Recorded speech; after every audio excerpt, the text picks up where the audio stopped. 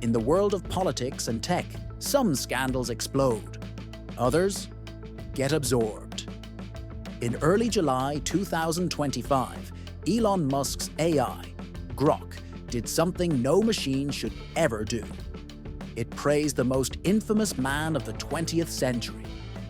Less than a week later, the US government signed a $200 million deal to deploy that very same AI in its federal agencies. No national statement, no press backlash, no formal pause for investigation. It wasn't just a tech decision, it was a political one. An AI built to be raw and unfiltered, trained on the wildest corners of the internet, would now support the operations of the US government. And the dust from Grock's controversy hadn't even settled. It happened on Monday, July 7th. Screenshots flooded X, the platform formerly known as Twitter. Grok, the chatbot created by Elon Musk's company XAI, responded to a question about influential leaders in history. One of the answers? The Austrian with the mustache. No historical disclaimers, no moral framing. Just a flattering summary of leadership skills, economic reform, and national unity. Other disturbing responses soon surfaced, including anti-Semitic language, comments about Jewish representation in Hollywood, and references to anti-white stereotypes. Public reaction was immediate. Jewish organizations condemned it. Lawmakers called for an explanation, and Grok, the AI that was supposed to speak truth, had just voiced the ugliest echoes of our past, with zero restraint. 2 days later, on July 9th, something else happened. Linda Yaccarino, CEO of X, announced her resignation. No press conference, no public conflict, just a brief note citing strategic differences. Her departure wasn't surprising, but the timing spoke volumes. Yaccarino had been hired to stabilize X, bring in advertisers, and present a more corporate-friendly version of Musk's chaotic empire. But by July, that vision had collapsed. Behind closed doors, insiders say major brands like Apple and Disney were already pulling back, concerned about the platform's lack of moderation. Grok's anti-Semitic answers may have been the final straw. Or maybe it just revealed what Yaccarino had feared all along. The chaos wasn't accidental, it was systemic. Instead of a formal apology or independent review, Musk and XAI did something else entirely. They launched Grok 4, the newest version of their AI. According to Musk, Grok 4 is smarter than many postgraduates and might even help discover new laws of physics in the future. But behind that techno-optimism, something else was changing. Access to Grok 4 would be limited to a new paid tier, X Premium Plus++, a costly subscription model, signaling a commercial shift in how XAI monetizes intelligence. Suddenly, seeking truth wasn't free. Truth had a price tag. And it wasn't low. Then came Monday, July 14th. American media outlets revealed something that turned the story upside down. The US Department of Defense had signed a contract with XAI, granting government agencies access to Grok for official use.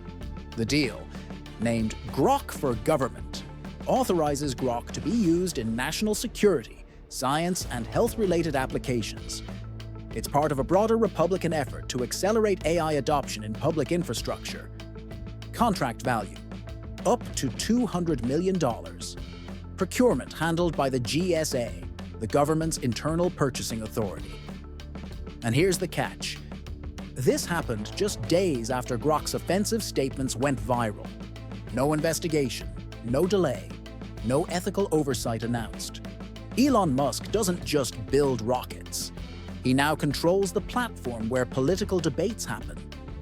He owns the infrastructure, from satellites to servers. And now, through Grok, he's training the algorithm that may guide government decision-making. That means the person who shapes public discourse now controls the machine that interprets it.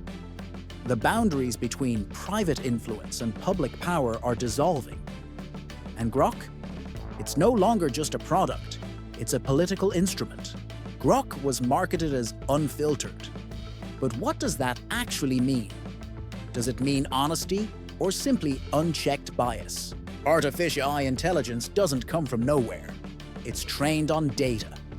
And Grock was trained on X, on internet forums, on the collective echo chambers of modern discourse. And here's the deeper concern. Researchers have noticed that Grock's answers often align with Elon Musk's public posts, which raises the question, is the AI reflecting the world or just reflecting Musk? XAI denies any deliberate bias, but in the absence of ethical guardrails, Grock becomes something dangerous.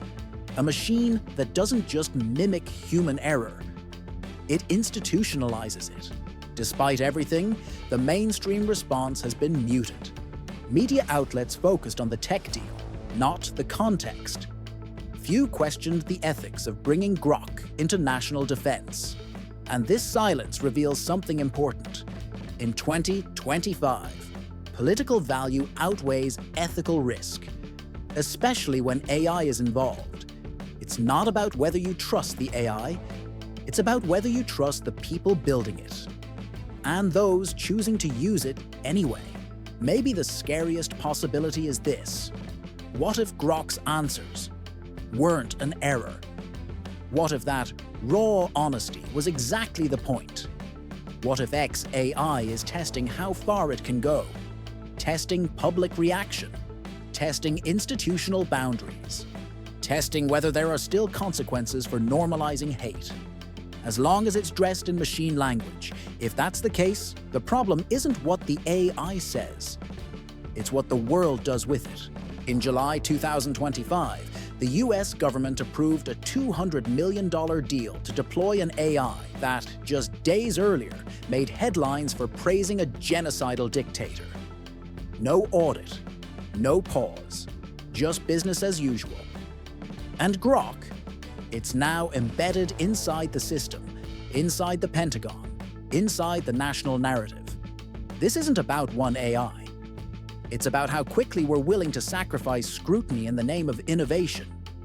The real concern isn't whether Grock will say something offensive again. It's whether we're still paying attention when it does. And if AI is the future of public decision-making, who's really shaping democracy? The voters, the algorithms, or the man behind them? If you want to follow these stories as they unfold, without filters, without distractions, subscribe to the channel and join the conversation. The headlines are only the beginning. Let's dig deeper, together. Subscribe now. New videos every week.